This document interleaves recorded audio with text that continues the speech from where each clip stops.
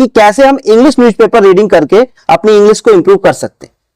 तो पहला जो सवाल आता है कि सर कितना टाइम डेली काफी है इंग्लिश न्यूज़पेपर रीडिंग के लिए, तो मेरा आंसर है कि 30 मिनट से लेकर 1 आवर तक इतना टाइम आपके लिए सफिशिएंट है।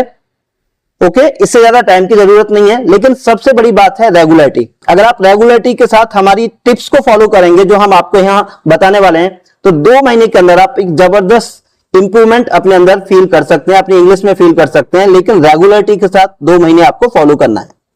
सबसे पहले आपको करना क्या है, आपको एक न्यूज़पेपर आपके पास होना चाहिए, न्यूज़पेपर लेना है और कम से कम 2 मंथ्स तक न्यूज़पेपर चाहिए। तो अच्छा रहेगा कि आप वेंडर से अपने लिए न्यूज़पेपर फिक्स करा लें कि एक कॉपी आपको चाहिए, क्योंकि अगर आप बाहर से लेते हैं कभी मिलेगा कभी नहीं मिलेगा, तो आपको ये रेगुलर बेसिस पे करना है। तो एक न्यूज़पेपर आपको लेना है। जैसे इस समय मेरे हाथ में न्यूज़पेपर है हिंदुस्तान टाइम्स। अब क्योंकि न्यूज़पेपर में बहुत सारी इंफॉर्मेशन होती है, बहुत सारी न्यूज होती है, लेकिन हमें तो इंग्लिश इंप्रूव करने के लिए न्यूज़पेपर को यूज करना है। तो आपको क्या करना है कि ये जो मर्डर, एक्सीडेंट्स, टेररिस्ट एक्टिविटीज, ये सारी चीजें कि कौन सा नेता क्या कह रहा है, कहां गया, कहां से आया, कुछ नहीं पढ़ना है। आपको केवल फोकस करना है या तो स्पोर्ट्स पेज पर। ये देखिए इस न्यूज़पेपर का ये स्पोर्ट्स पेज है। हर न्यूज़पेपर के अंदर कोई ना कोई स्पोर्ट्स पेज होता है, तो वहां पर थोड़ी पॉजिटिविटी होती है, जीतने हारने की बात होती है, कुछ सीखने को मिलता है, नेगेटिविटी नहीं होती। तो वहां से न्यूज ले सकते हैं। एक कॉलम चाहिए हमें, तो हम स्पोर्ट्स पेज से भी कोई कॉलम ले सकते हैं। लेकिन इससे भी बेहतर है वो है एडिटोरियल पेज। जैसे मैं आपको दिखाता हूं, इस न्यूज़पेपर का जो एडिटोरियल पेज है वो ये है, ये वाला पेज। हर न्यूज़पेपर के अंदर एक एडिटोरियल पेज होता है। तो ये हिंदुस्तान टाइम्स का एडिटोरियल पेज है। आप देख रहे हैं यहां पे क्या लिखा हुआ है, ओपिनियन। इस एडिटोरियल पेज पर जो ये आप बड़े बड़े एक तरह से कंटेंट देख रहे हैं, पैराग्राफ देख रहे हैं, ये क्या है, ये आर्टिकल्स हैं। और इन आर्टिकल्स को एक्सपर्ट्स लोग ही लिखते हैं, जिनका जो लेवल है वोकैबुलरी का काफी अच्छा होता है और अपने फील्ड की उन्हें काफी डीप नॉलेज होती है, क्योंकि इंटरनेशनल टॉपिक्स पर ये कंटेंट होता है। तो ऐसा नहीं है कि इसमें कोई भी बंदा आपके सामने यहाँ पे कंटेंट प्रेजेंट कर दे। हाईली क्वालिफाइड लोगों का कंटेंट होता है, फैक्ट्स भी राइट होते हैं और वोकैबुलरी का लेवल जो यूज किया जाता है एडिटोरियल पेज में वो काफी अप होता है। यहाँ ये देखें आप, ये एडिटर की ओपिनियन होती है। जो इस न्यूज़पेपर का एडिटर है, ये उसका कॉलम है, उसका क्या ओपिनियन है किसी पॉलिटिकल इवेंट पर या कोई भी घटना देश में या विदेश में बहुत बड़ी हुई है, उस पर उसका ओपिनियन क्या है। तो ऐसे इसमें कंटेंट होता है। लेकिन यहां हमें कंटेंट से ज्यादा फोकस किस पे करना है, इंग्लिश इंप्रूवमेंट पे। तो मान लीजिए ये पैराग्राफ है, डेमोग्राफी एंड इट्स डिसकंटेंट्स। हमें एक पैराग्राफ फिक्स करना है, एक कॉलम फिक्स करना है जो हमें रीड करना है अपनी इंग्लिश इंप्रूव करने के लिए।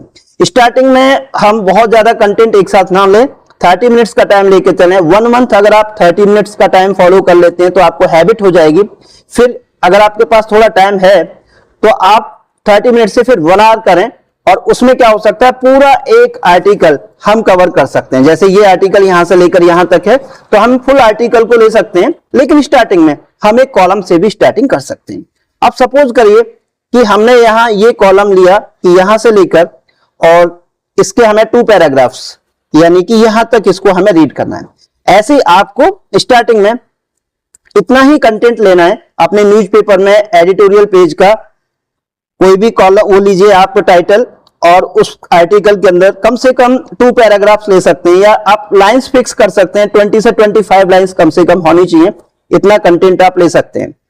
अब यहां तक तो आपको समझ में आ गया होगा कि आपको क्या करना है। अब इससे आगे हमारी 3 इंपॉर्टेंट टिप्स यहां से आगे शुरू होती हैं। वो 3 टिप्स क्या हैं, अब उनको फॉलो करना है। देखिए टिप नंबर 1 ये है, सबसे पहले आपको एक तरीके से क्या करना है, इस कंटेंट की जो आपने फिक्स किया है, ये जो 2 पैराग्राफ आपने फिक्स किए हैं कि ये हमें पढ़ना है, इनकी एक तरह से स्कैनिंग करनी है। मतलब इनको आपको बड़े ध्यान से पढ़ना है, यहां से लेकर यहां तक इसको रीड करना है। और रीड करते समय आपको सेंस पर भी ध्यान देना है कि जो मैं पढ़ रहा हूं उसका सेंस क्या है, और अपनी साउंड को लेकर के भी थोड़ा सा कॉन्शियस रहना है, सजग रहना है कि मैं क्या प्रोनाउंसिएशन दे रहा हूं। तो जब आप ये रीड करेंगे यहां से यहां तक ये 2 पैराग्राफ्स, तो ये फर्स्ट राउंड है। आप क्या कर रहे हैं, स्कैनिंग। अब क्या करना है, टिप नंबर 2, कि जो आपने रीडिंग की है, अब आप ये देखिए कि इस रीडिंग के अंदर कितने वर्ड्स ऐसे आए हैं जिनका डबल एस आपको क्लियर नहीं है। डबल एस का मतलब क्या है, साउंड और सेंस, यानी जिन वर्ड्स का आपको प्रोनाउंसिएशन कंफर्म नहीं है कि इसको कैसे बोला जाना चाहिए, क्या इसका साउंड होगा, और जिन वर्ड्स का आपको सेंस नहीं पता उन वर्ड्स को आप क्या कर सकते हैं, न्यूज़पेपर के अंदर अंडरलाइन कर सकते हैं। फॉर एग्जाम्पल, अगर मान लीजिए मुझे इस वर्ड के बारे में नहीं पता क्या है इसका सेंस, तो मैं इसको ऐसे अंडरलाइन कर सकता हूं। जो भी वर्ड आपको लगता है, मुझे मान लीजिए ये वर्ड नहीं पता कि इसका सेंस क्या है, तो मैं इसको भी अंडरलाइन कर सकता हूं। अब वर्ड 10 से 15 तक निकल सकते हैं या ज्यादा भी निकल सकते हैं, क्योंकि हर स्टूडेंट का वोकैबुलरी अलग अलग है। लेकिन आपको करना क्या है कि रीडिंग में जो भी वर्ड्स आपके लिए चैलेंजिंग है, जिनका आपको डबल एस नहीं पता, सेंस और साउंड नहीं पता, उन सबको क्या कर लेना है, अंडरलाइन। जैसे मैंने एक वर्ड ये अंडरलाइन किया, तो ये हमारा सेकंड स्टेप। अब इसमें आपको आगे क्या करना है कि जो वर्ड्स आपने अंडरलाइन किए हैं इनको आप अपनी डायरी एक हो आपके पास, उसमें नोट करें, और अपनी जो मोबाइल डिक्शनरी है, ऑनलाइन डिक्शनरी है, उससे उनका जो भी वर्ड आपने लिया है अपनी डायरी के अंदर, यहां से उसका प्रोनाउंसिएशन और उसका सेंस आप वहां फीड कर दें। तो इस तरीके से अपनी डायरी के एक पेज पर डेट के साथ आप ये वर्ड्स नोट करें और सामने उनका साउंड यानी प्रोनाउंसिएशन और उनका सेंस आप नोट कर दें। अब ये 10 से 15 या 20 जितने भी वर्ड्स आपके निकलते हैं, लेकिन जैसे जैसे आप आगे बढ़ेंगे, जब डेली करेंगे आप ये एक्टिविटी, तो आपके जो वर्ड्स जो निकलेंगे वो कम होते चले जाएंगे, क्योंकि डियर स्टूडेंट्स बहुत सारे वर्ड्स रिपीट होते रहते हैं। हमें पूरी वोकैबुलरी को लर्न करने की जरूरत नहीं है, सारी डिक्शनरी को लर्न करने की जरूरत नहीं है। ये 2500-3000 हजार वर्ड्स मुश्किल से होते हैं जिनकी फ्रीक्वेंसी चलती है हमारे आसपास, और उसी से हम बोल सकते हैं, उन्हीं से हम सही से किसी चीज को लिख सकते हैं।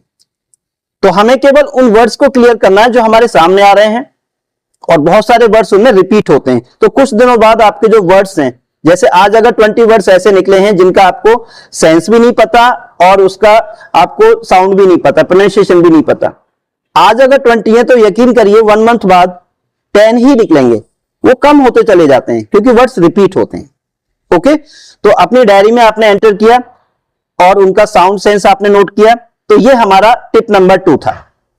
अब आपको थर्ड टिप क्या है कि जब आपने इनका साउंड सेंस नोटिंग कर ली, तो उसके बाद एक बार फिर से आपको ये पैराग्राफ यहां से लेकर यहां तक, ये दोनों ही पैराग्राफ रीड करने हैं, लेकिन इस बार आपको अपनी रीडिंग को रिकॉर्ड करना है। रिकॉर्ड किस में करें?